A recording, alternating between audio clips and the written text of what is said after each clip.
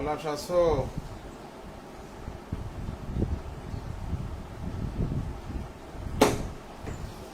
খেয়াল করো, এই অধ্যায়টির নোট কিন্তু আমি তোমাদেরকে দিতে পারিনি, শুধু 4.1 দিয়েছি। রাসায়নিক পরিবর্তনে দুইটা নোট।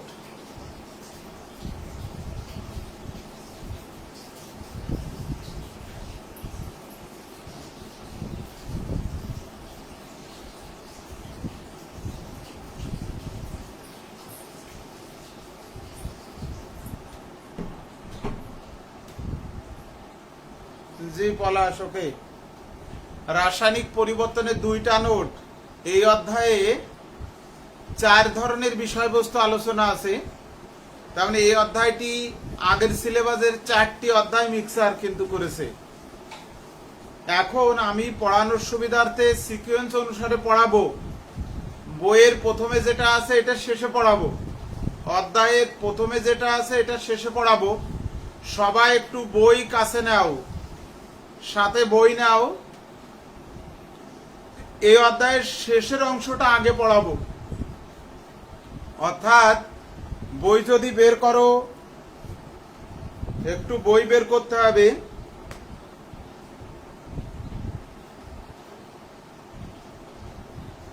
তোমাদের যে 4.1 নোট দেওয়া আছে সেই নোটের টপিক আমরা আজকে পড়াবো না।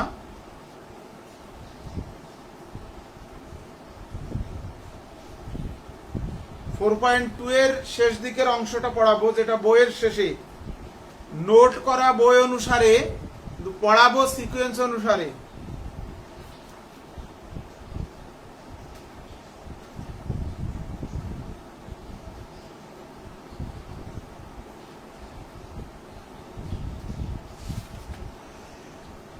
ফোর 4.18 বইয়ের অনুচ্ছেদ 4.18।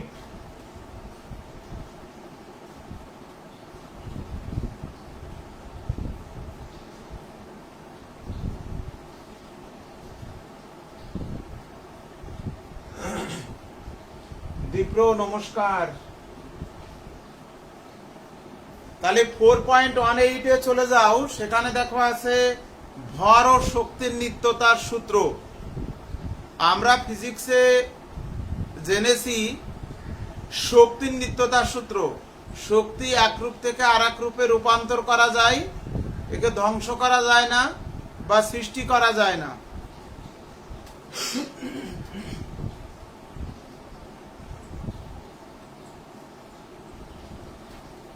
তোমরা দশম শ্রেণীর বইতেও পড়েছো, অর্থাৎ এসএসসি লেভেলে পড়েছো।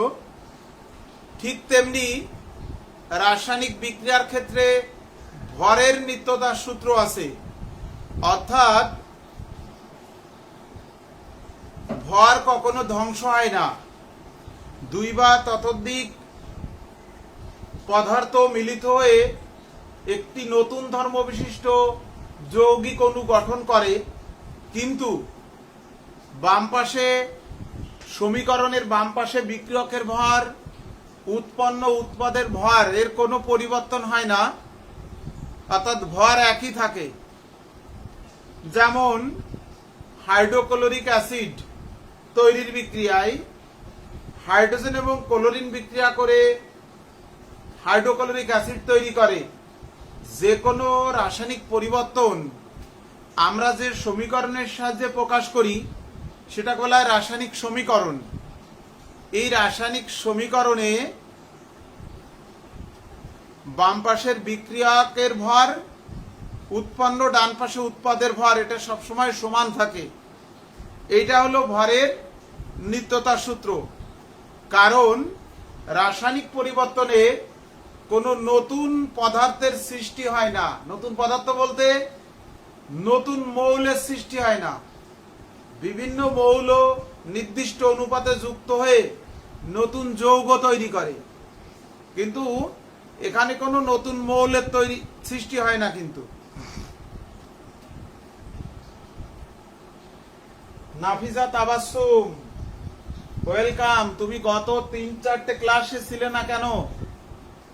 অ্যাসকপ 2020 এতেও ছিলে না, অ্যাসকপ 2020-তেও ছিলে না। এখন থেকে ক্লাস মিস দেবে না, কারণ নতুন অধ্যায় শুরু হলো। আমরা মোটামুটি সবাই এক লেভেলে চলে এসেছি।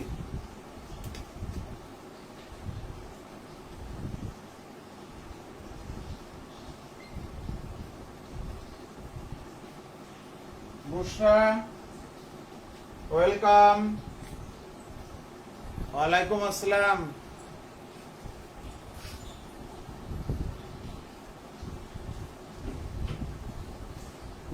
এখন আমরা যে রাসায়নিক পরিবর্তন দেখি, এই রাসায়নিক পরিবর্তন দুই ধরনের হয়, তাপ উৎপাদী এবং তাপহারী।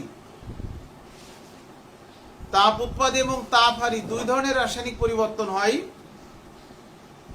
যে সকল রাসায়নিক পরিবর্তনে বিক্রিয়া অঞ্চলের তাপমাত্রা বৃদ্ধি পায়, অর্থাৎ ওই রাসায়নিক পরিবর্তনে তাপ উৎপন্ন হয়, তাকে আমরা বলি তাপ উৎপাদী বিক্রিয়া।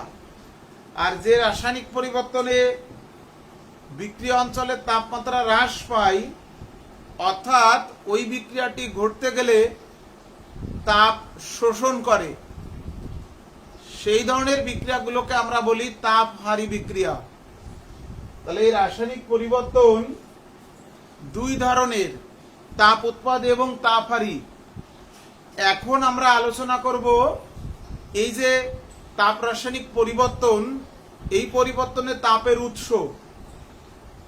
শক্তির নিত্যতার সূত্রে বলা হয়েছে শক্তি ধ্বংস হয় না, সৃষ্টিও করা যায় না, এক রূপ থেকে আর এক রূপে রূপান্তরিত হয়। আবার ভরের নিত্যতার সূত্রে বলা হয়েছে কোনো রাসায়নিক পরিবর্তনে ভরের কোনো পরিবর্তন হয় না, অর্থাৎ ভর বিক্রিয়কেরও যা থাকে উৎপাদেরও কিন্তু তাই থাকবে। তাহলে এই যে তাপ উৎপাদী বিক্রিয়া এবং তাপহারী বিক্রিয়া, এই তাপের উৎস, এটা এখন আমরা আলোচনা করব।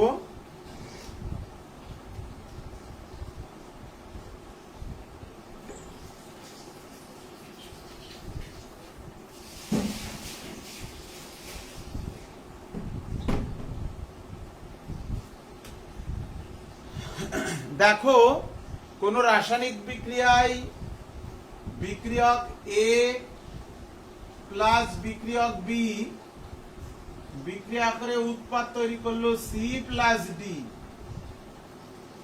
এই বাম পাশে এ বি হলো বিক্রিয়ক আর ডান পাশে সি এবং ডি হলো উৎপাদ।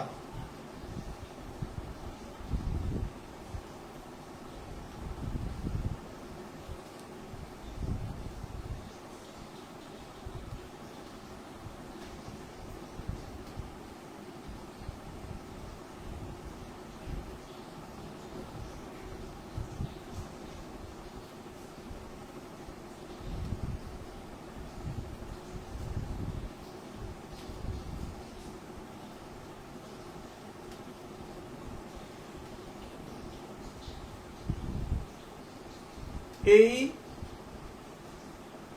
তাপ রাসায়নিক পরিবর্তনে তাপের উৎস বিজ্ঞানীরা প্রথমে ব্যাখ্যা করেছিলেন অভ্যন্তরীণ শক্তির সাহায্যে, যে বিক্রিয়কের অভ্যন্তরীণ শক্তি ইউ আর উৎপাদের অভ্যন্তরীণ শক্তি ইউপি। এই অভ্যন্তরীণ শক্তির পরিবর্তনই তাপীয় পরিবর্তন। বিক্রিয়কের অভ্যন্তরীণ শক্তি মনে করো 12 কিলো জুল, উৎপন্ন উৎপাদের অভ্যন্তরীণ শক্তি 10 কিলো জুল। তাপ রাসায়নিক সমীকরণে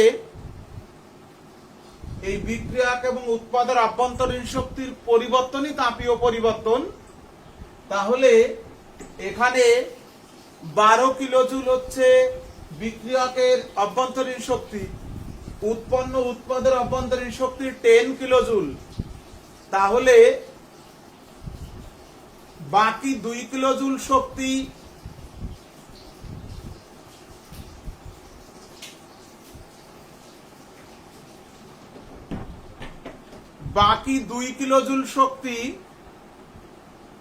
এই সিস্টেমে তাপ শক্তি হিসেবে নির্গত হবে।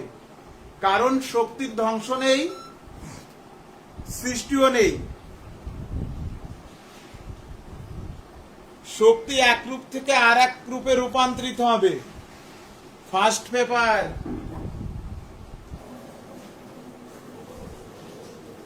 প্রথম পত্র, নাফিজ পলাশ, প্রথম পত্র।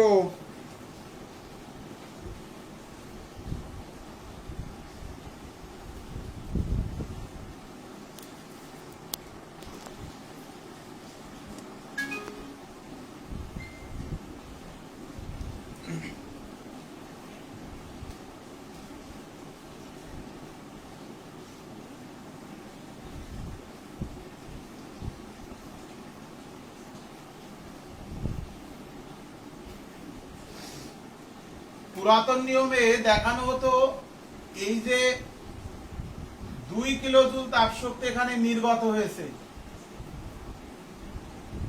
তাহলে এখানে এই বিক্রিয়ায় উৎপাদ কিন্তু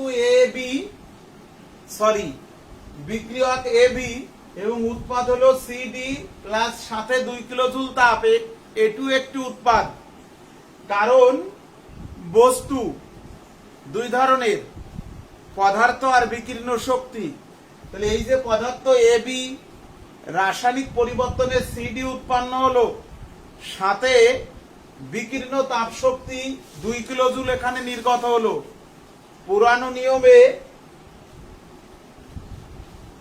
অর্থাৎ পুরাতন নিয়মে বিক্রিয়ক সমীকরণের বাম পাশে ডান পাশে উৎপাদ প্লাস তাপ, যদি তাপ শোষিত হতো তখন মাইনাস তাপ লিখতাম। এটা তো পুরাতন নিয়মে। এ বি পদার্থ সিডি পদার্থে পরিণত হলো, আরো ওই পদার্থ থেকে 2 কিলোজুল শক্তি সিস্টেমে নির্গত হলো। তাহলে এটা হলো তাপ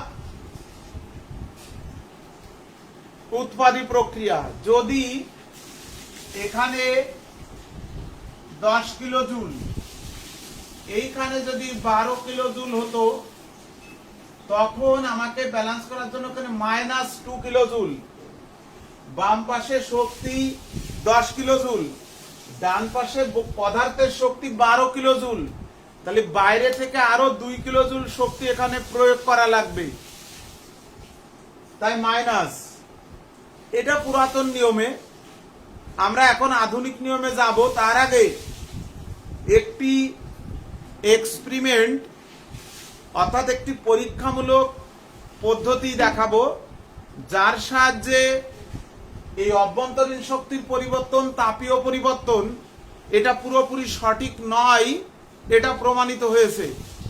অর্থাৎ প্রথমে বিজ্ঞানীরা এই তাপীয় পরিবর্তন, অভ্যন্তরীণ শক্তির পরিবর্তনই তাপীয় পরিবর্তন, এই ব্যাখ্যাটি দিয়েছিলেন।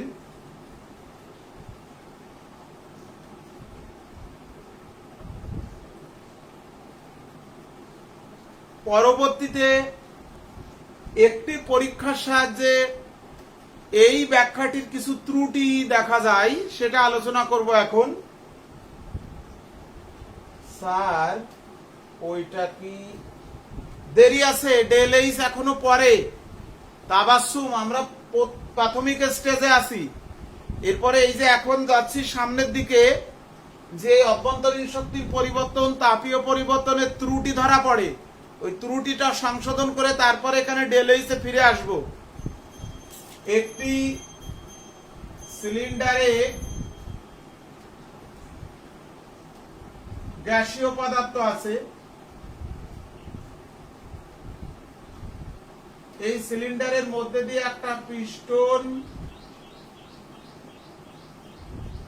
উঠানামা করতে পারে।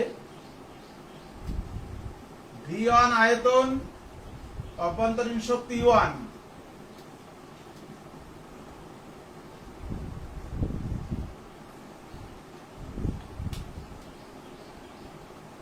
এটা একটা সিলিন্ডার, এতে কিছু পদার্থ আছে যার অভ্যন্তরীণ শক্তি 1, আয়তন V1।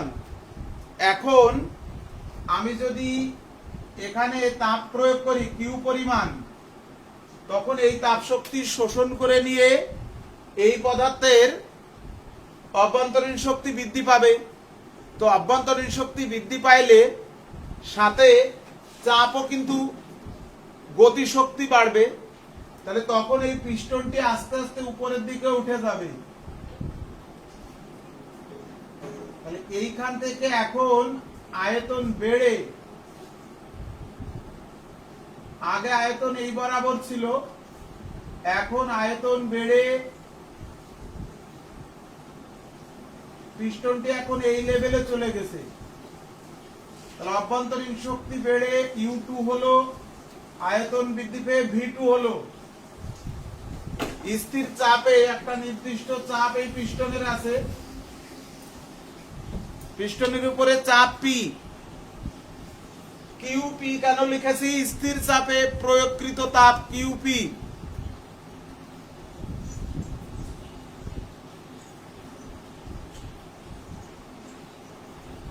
সবাই একটু বলো ভিডিও এবং অডিও ক্লিয়ার আছে কিনা? আমাকে সবাই একটু জানাও ভিডিও এবং অডিও ক্লিয়ার আছে কিনা।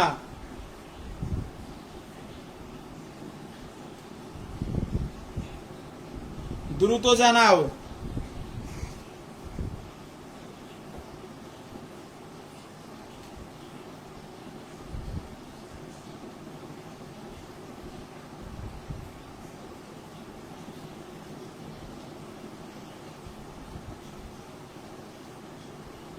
Clear, Pranami clear.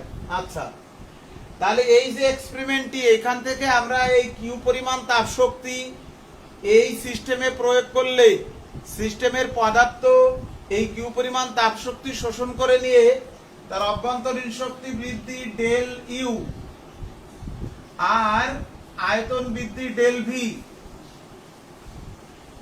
ইউ এর পরিবর্তে কোন কোন বইতে ই দ্বারা প্রকাশ করা আছে শক্তি, অভ্যন্তরীণ শক্তি। তাহলে এই কিউ পরিমাণ তাপ শক্তি শুধু ওই পদার্থের অভ্যন্তরীণ শক্তি বৃদ্ধি করেনি, অভ্যন্তরীণ শক্তি বৃদ্ধির সাথে আয়তনও বৃদ্ধি পেয়েছে। তাহলে এই আয়তন বৃদ্ধি পেতে গেলে পি বলের বিরুদ্ধে তাকে পিস্টনটাকে উপরের দিকে সরণ ঘটানো লেগেছে। তাহলে এই কিউ পরিমাণ তাপ শক্তি ওই পদার্থের অভ্যন্তরীণ শক্তি বৃদ্ধি এবং আয়তন বৃদ্ধিজনিত কাজ, এই কিউ পরিমাণ তাপ শক্তি শুধু ওই পদার্থের অভ্যন্তরীণ শক্তি বৃদ্ধি করেনি, সাথে আয়তন বৃদ্ধিজনিত কাজ সম্পাদিত হয়েছে। তাহলে এই পরীক্ষা থেকে প্রমাণিত হলো যে শুধু অভ্যন্তরীণ শক্তির পরিবর্তনই তাপীয় পরিবর্তন না,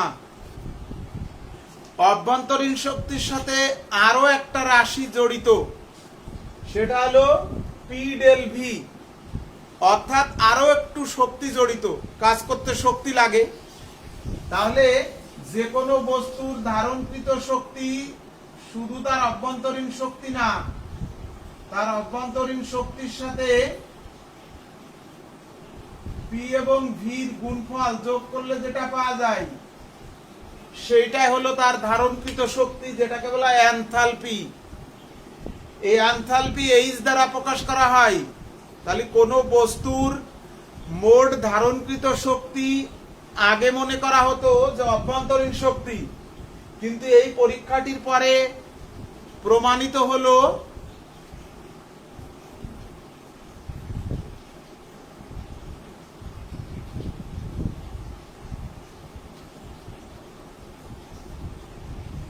এই পরীক্ষাটির ফলে প্রমাণিত হলো যে শুধুই অভ্যন্তরীণ শক্তি কিন্তু একটা সিস্টেমের, একটা বস্তুর বা পদার্থের শক্তি না। অভ্যন্তরীণ শক্তির সাথে ওই বস্তুটি বা ওই পদার্থের আয়তন এবং চাপের গুণফল যোগ করলে যে মোট শক্তি পাওয়া যায় সেইটা হলো ওই বস্তুর মোট ধারণকৃত শক্তি। তাহলে এইখানে আমরা এই যে বললাম অভ্যন্তরীণ শক্তির পরিবর্তনই তাপীয় পরিবর্তন, এটা আর বলবো না। এই ইউ আর এর পরিবর্তে এইচ আর, এরকম সমীকরণের সাথে লিখবো না, আলাদা করে এনথালপির পরিবর্তন দেখাবো।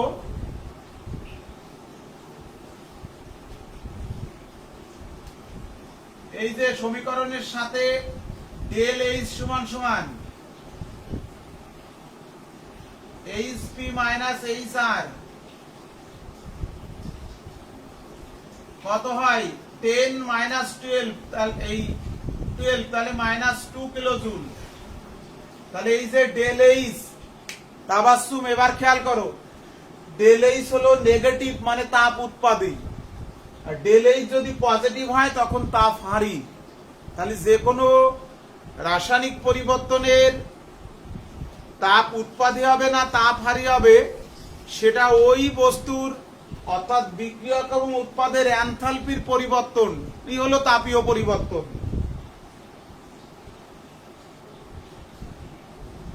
এখন ক্লিয়ার, তবে মাঝে মাঝে অস্পষ্ট। আচ্ছা, আমি আগামী দিন থেকে ক্যামেরা ফাইতে নেব, ডাইরেক্ট লাইভে নিচ্ছিলাম, ক্যামেরা ফাইতে তো মাঝে ডিস্টার্ব হয়েছিল একটু, এই জন্য।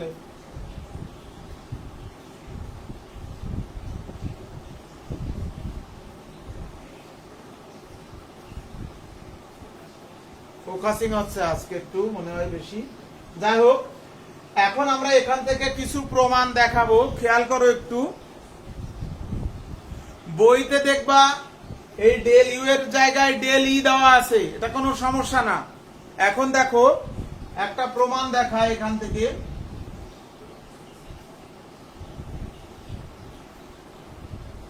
UP equal to del U মানে ইউপি মাইনাস ইউ আর প্লাস পি। অন টু দেও করা যায়, এরকম এরকম অন টু দেও করতে পারো, আর দিয়েই করতে হবে। দ্বিতীয় অবস্থা হলো উৎপাদ, প্রথম অবস্থা হলো বিক্রিয়ক। তাহলে V2 মাইনাস V1, তাহলে QP সমান সমান দেখো PV2 minus U1 plus PV1, তাহলে QP সমান সমান এটা কি H2, এটা কি H1, QP equal to del H। তাহলে এই যে প্রমাণ হলো QP equal to del H। H আর এনথালপি অফ রিঅ্যাক্ট্যান্ট, বিক্রিয়কের এনথালপি, রিঅ্যাক্ট্যান্ট আর। H অফ প্রোডাক্ট, উৎপাদের এনথালপি, যেটা এখানে আমরা H2 মানে উৎপাদের এনথালপি, H1 মানে বিক্রিয়কের এনথালপি।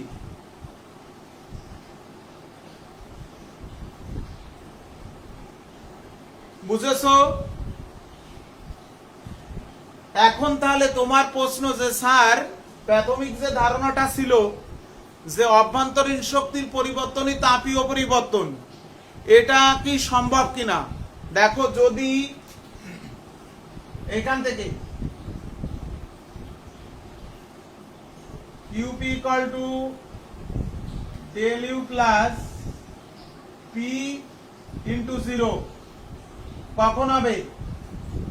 del V 0 কঠিন বস্তুর ক্ষেত্রে, কঠিন পদার্থ হলে,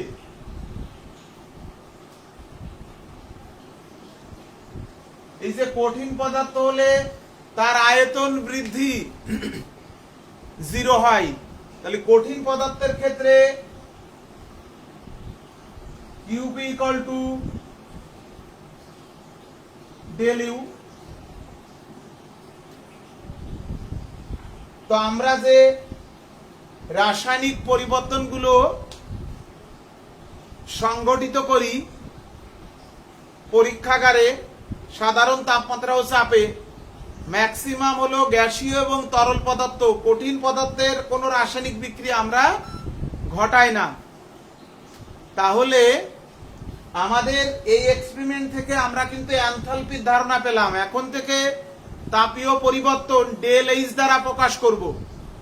অর্থাৎ যে কোনো রাসায়নিক বিক্রিয়ায় ডেল এইচ ধনাত্মক মানে তাপ উৎপাদী, আর ডেল এইচ ঋণাত্মক মানে তাপ হারি। রায়হান সাদিক, তুমি কি স্যারের সাথে কথা বলেছিলে? তোমাকে কথা বলতে বলেছিলাম।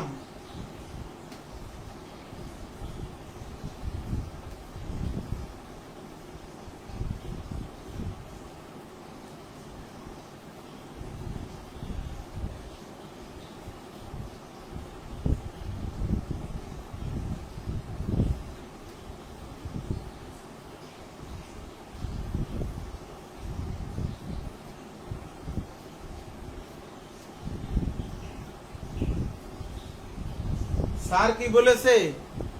8টায় পড়াতে পারবে না? আচ্ছা, এখন তাহলে আমরা চলে যাই বিভিন্ন ধরনের এই যে তাপীয় পরিবর্তন বা এনথালপির সংজ্ঞা। প্রথমে আসো, বিক্রিয়া তাপ কাকে বলে? বিক্রিয়া তাপ কাকে বলে? 4 পয়েন্ট বইয়ের আমরা যেটা আলোচনা করছি সেটা হলো 4.18 বইয়ে। এখন 4.18.1 বিক্রিয়া তাপ কাকে বলে?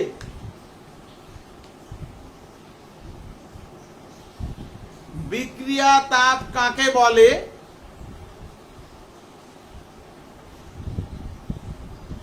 কোন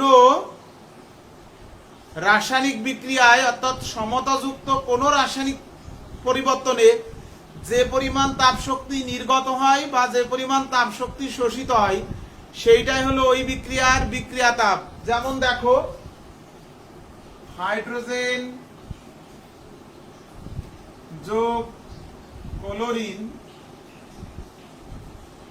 উৎপন্ন হলো 2HCl, এইখানে ডেল এইচ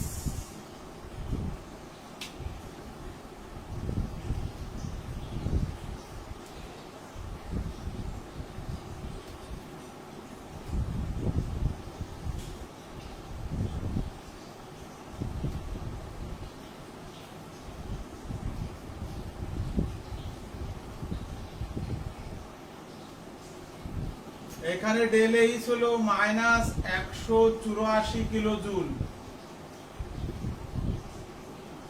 তাহলে হাইড্রোজেন এবং ক্লোরিন বিক্রিয়া করে হাইড্রোজেন ক্লোরাইড এবং ডেল এইচ -184 কিলো জুল। তাপ রাসায়নিক সমীকরণ লেখার কিছু রীতি বা নিয়ম আছে।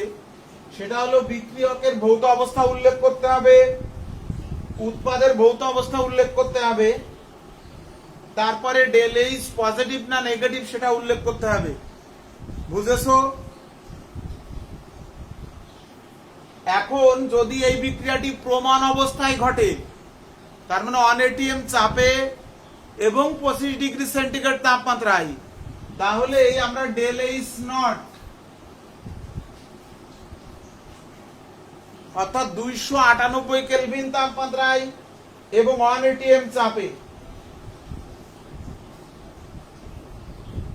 খুঁজে তো পাবে না। শেষের দিকে বলেছি, প্রথমে অধ্যায়ের শেষের দিকে আছে 4.18।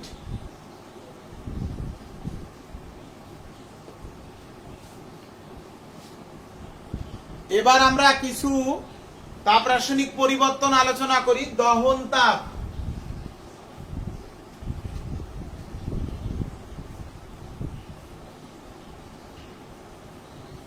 এসএসসি তে পড়েছো দহন তাপ,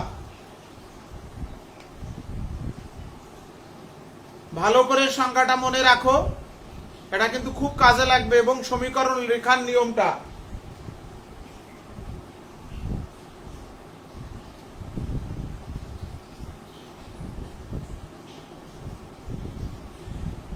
এক মোল কোন মৌলিক অথবা যৌগিক পদার্থকে অক্সিজেনে সম্পূর্ণরূপে দহন করলে যে পরিমাণ তাপ শক্তি নির্গত হয় তাকে বলা হয় ওই পদার্থের দহন তাপ বা ওই বস্তুর দহন তাপ। অবশ্যই স্থির তাপমাত্রায় স্থির স্থির চাপে আমরা এই বিক্রিয়াগুলো ঘটাই। বায়ুমণ্ডলের চাপ স্থির আছে, আমরা তখন বিক্রিয়া ঘটাচ্ছি, তখন ওই সিস্টেমের তাপমাত্রা বেড়ে যাবে। কি পরিমাণ তাপ নির্গত হবে সেটা হলো দহন তাপ। তাহলে স্থির চাপে 1 মোল পরিমাণ কোনো মৌলিক অথবা যৌগিক পদার্থ কে অক্সিজেনের উপস্থিতিতে সম্পূর্ণরূপে দহন করলে যে পরিমাণ তাপ শক্তি উৎপন্ন হয় তাকে ওই পদার্থের দহন তাপ বলে। যেমন দেখো, কার্বন দহনের সমীকরণ বা দহনের রাসায়নিক বিক্রিয়া লিখতে গেলে আগে বাম পাশ লিখতে হবে, কারণ সংজ্ঞায় কি বলেছি, 1 মোল কোনো পদার্থকে, তাহলে সে 1 মোল পদার্থ লিখলে মৌলিক পদার্থ, তাকে অক্সিজেনের সাথে বিক্রিয়া করালে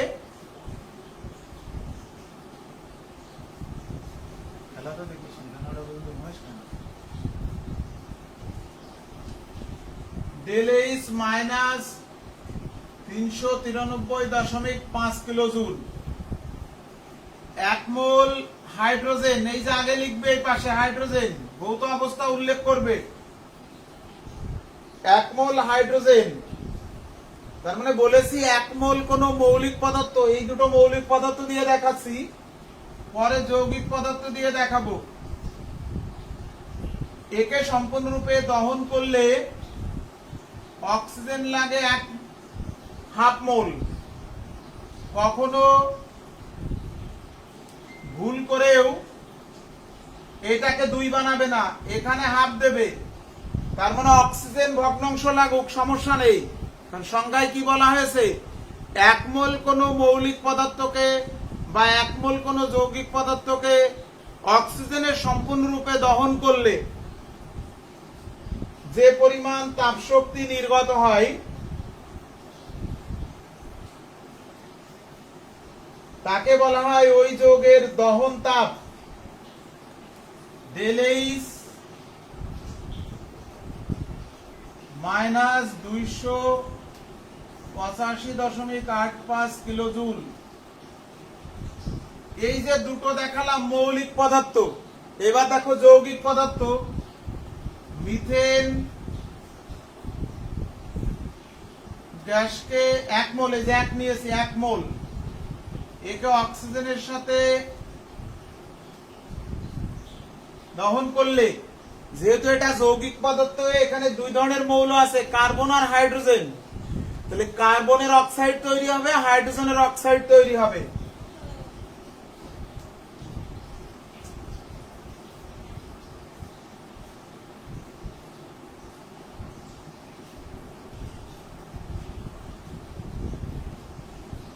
হাইড্রোজেন এখানে 4 পরমাণু, 4 মোল হাইড্রোজেন পরমাণু, তাহলে 2। ΔH minus 890 kilojoule. ব্যালেন্স করো, অক্সিজেন 2 আর 2 4, তাহলে এই 2। এই যে এটা দেখালাম, দেখো যৌগিক পদার্থ, কিন্তু 1 মোল কোন মৌলিক বা যৌগিক পদার্থকে অক্সিজেনের সম্পূর্ণরূপে দহন করলে যে পরিমাণ তাপ শক্তি নির্গত হয় সেইটা হলো ওই পদার্থের দহন এনথালপি। দহন তাপ সবসময় নেগেটিভ হয়, কারণ কোনো বস্তুকে দহন করলে সবসময় তাপ শক্তি নির্গত হয়। এবার আসো গঠন তাপ।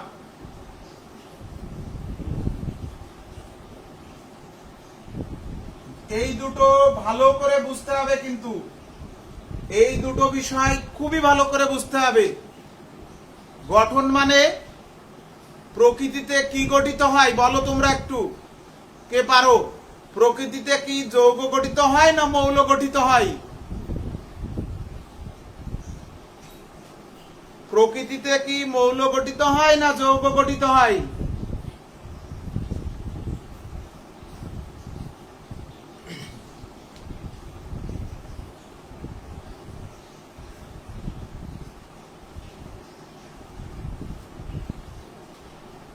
আমির হামজা বলল মৌল, কাছে থাকলে মৌল গঠন বুঝাইতাম তোমাকে। বুরসা বলল মৌল। প্রকৃতিতে মৌল গঠিত হয়, প্রকৃতিতে মৌল গঠিত অবস্থায় থাকে O2, Cl2, Br2। প্রকৃতিতে রাসায়নিক পরিবর্তনে শুধু যৌগ গঠিত হয়। মৌলের গঠন প্রক্রিয়া রাসায়নিক পরিবর্তন না, এটা হলো নিউক্লিয়ার রিয়াকশন, সাধারণ রাসায়নিক বিক্রিয়া না। প্রকৃতিতে বলেছি আমি সাধারণ রাসায়নিক পরিবর্তনে যৌগ গঠিত হয়। এই যে দেখালাম হাইড্রোজেন ক্লোরিন বিক্রিয়া করে হাইড্রোজেন ক্লোরাইড উৎপন্ন হয়েছে, মৌল গঠিত হয়েছে। মৌল তো প্রকৃতিতে গঠিত অবস্থায় আছে।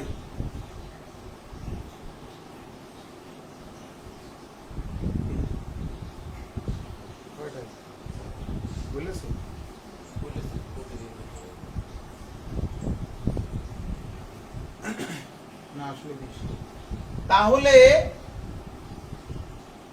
এক মোল কোন যৌগ গঠনকালে যে পরিমাণ তাপ শক্তির পরিবর্তন হবে সেটি কিন্তু ওই যৌগের গঠন এনথালপি। সংখ্যাটা কিভাবে বলতে হবে?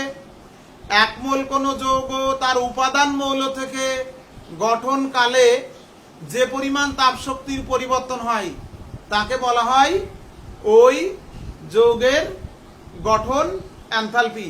তাহলে এখানে যেমন সমীকরণের বাম পাশ আগে লিখেছো, এখানে ডান পাশ আগে লিখবে। খেয়াল করো,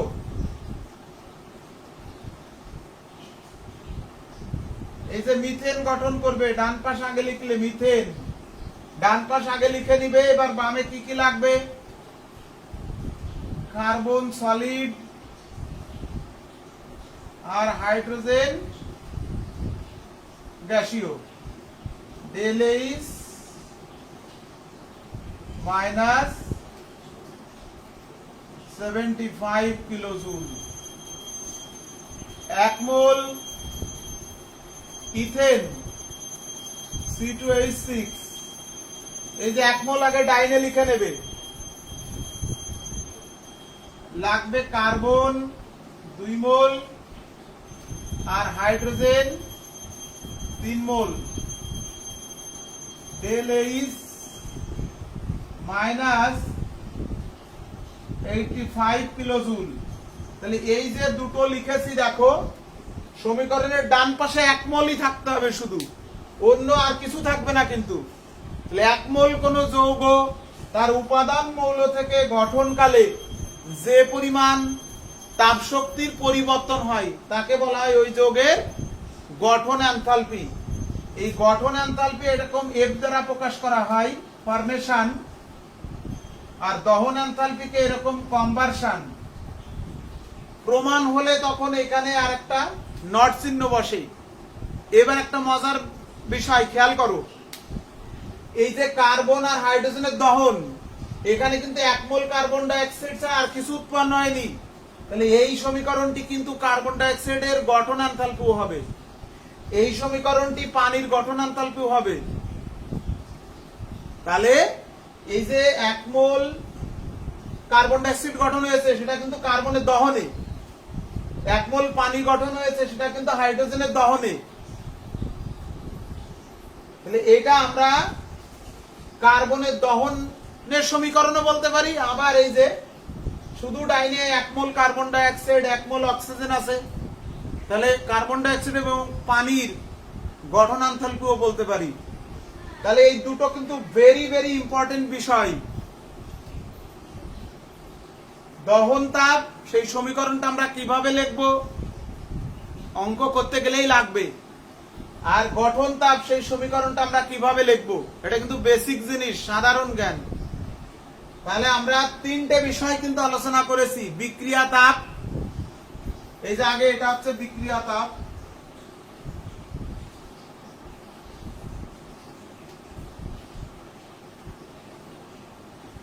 তারপরে দহন তাপ, গঠন তাপ।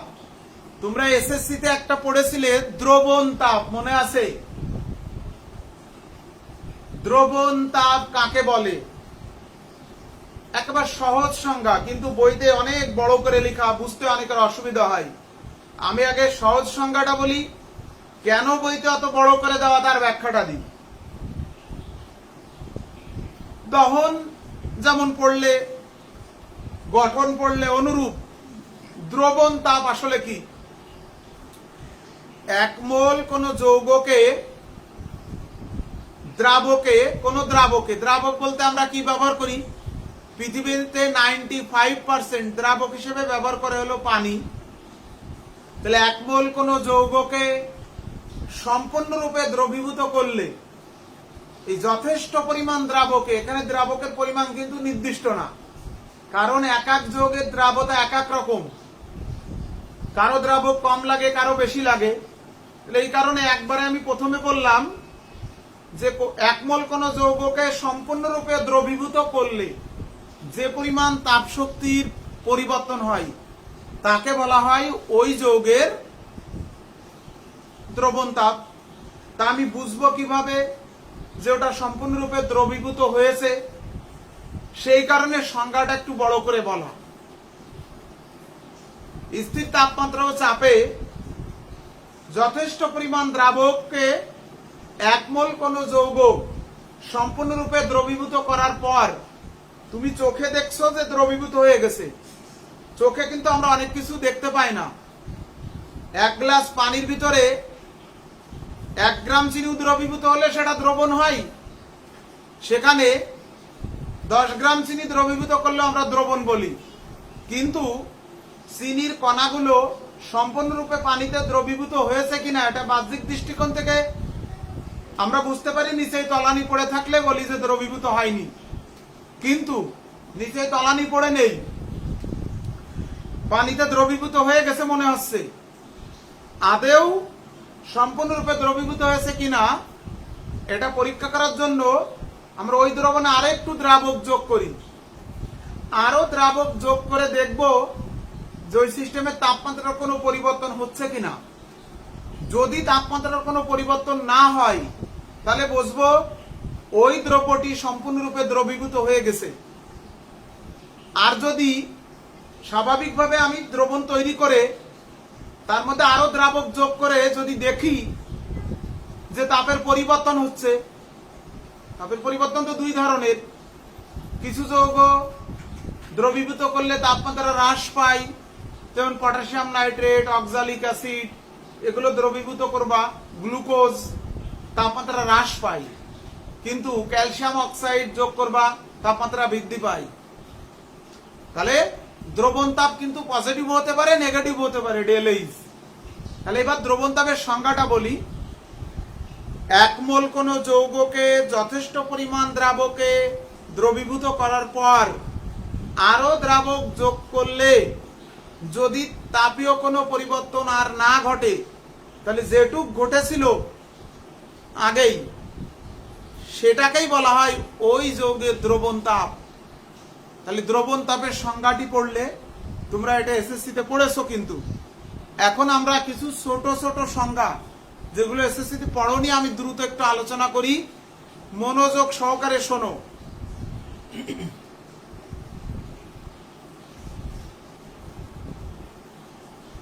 গঠন তাপের সংজ্ঞাটা আর একবার,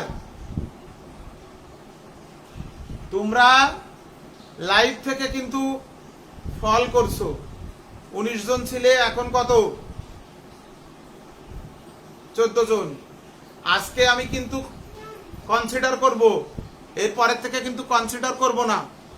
আমি নিয়মিত সবাইকে নিয়ে এই গ্রুপে এখন ক্লাস নিচ্ছি, তাহলে ম্যাক্সিমাম লাইভে উপস্থিত থাকতে হবে। হয়তো 10% স্টুডেন্ট, তাদের হয়তো নেটওয়ার্কের সমস্যা বা অন্য কোনো ওভারল্যাপিং এর কারণে হয়তো ক্লাস ডাইরেক্ট লাইভে নাও দেখতে পারো, তাই বলে এমন না, ম্যাক্সিমাম থাকতে হবে। খেয়াল করো, গঠন তাপের সংখ্যাটি আর একবার বলতে বললো। এক মোল কোন যৌগকে তার উপাদান মৌল থেকে, এই যে 1 মোল মিথেন ডান পাশে আগে লিখবে, এই মিথেন গঠন হতে লাগে 1 মোল কার্বন, 2 মোল হাইড্রোজেন। তাহলে 1 মোল কোন যৌগকে তার উপাদান মৌল থেকে গঠনকালে যে পরিমাণ তাপ শক্তির পরিবর্তন হয় তাকে বলা হয় ওই যৌগের গঠন তাপ বা গঠন এনথালপি। এবার ছোট ছোট কিছু সংজ্ঞা একটু দেখো। ঊর্ধ্বপাতন তাপ, এক মোল কোনো কঠিন পদার্থকে তাপ প্রয়োগে সরাসরি এক মোল বাষ্পে পরিণত করতে যে পরিমাণ তাপ শক্তির প্রয়োজন হয় তাকে বলা হয় ওই যৌগের ঊর্ধ্বপাতন তাপ। এবার আসো গলন তাপ, এক মোল কঠিন পদার্থকে তাপ প্রয়োগে এক মোল তরলে পরিণত করতে যে পরিমাণ তাপ শক্তির প্রয়োজন হয় তাকে বলা হয় ওই পদার্থের গলন তাপ। বাষ্পীয়করণ তাপ, এক মোল তরল পদার্থকে তাপ প্রয়োগে এক মোল বাষ্পে পরিণত করতে যে পরিমাণ তাপ শক্তির প্রয়োজন হয় তাকে বলা হয় ওই পদার্থের বাষ্পীয়করণ তাপ। উদাহরণ সহ দেওয়া আছে, দেখবা বইতে, আমি শুধু সংজ্ঞাগুলো বুঝিয়ে দিচ্ছি। পরমাণুকরণ তাপ, পরমাণু কিভাবে করবে? প্রকৃতিতেও তো অণু গঠন করে থাকে, শুধুমাত্র নিষ্ক্রিয় গ্যাস এক পরমাণু, ওর তার পরমাণু তৈরি করা লাগে না। এক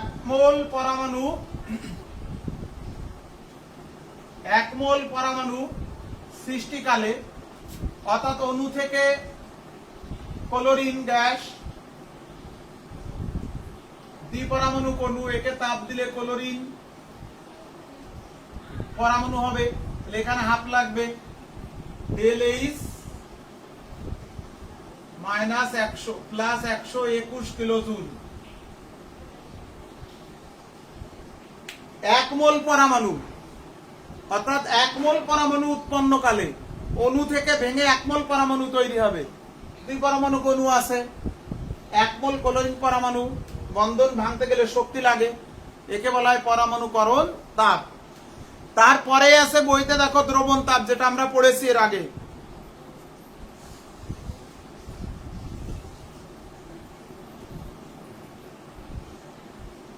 ওকে, তাহলে তোমরা এরপরে আছে প্রশমন তাপ। তোমরা এসএসসি তে প্রশমন তাপ পড়েছিলে, ওই পড়াটাই আমি আবার দিয়ে দিচ্ছি। 4.19 পড়ে ফেলবে, 4.20 পর্যন্ত পড়বে বইয়ের। পড়া হলো 4.20 পড়া, বই থেকে পড়বে। 4.18 থেকে 4.20 পর্যন্ত এইটা পড়া তোমাদের। সবাই বই দেখে দেখে পড়বে, কোনো সমস্যা থাকলে আগামী ক্লাসে আগে প্রশ্ন করবে। সকলকে ধন্যবাদ।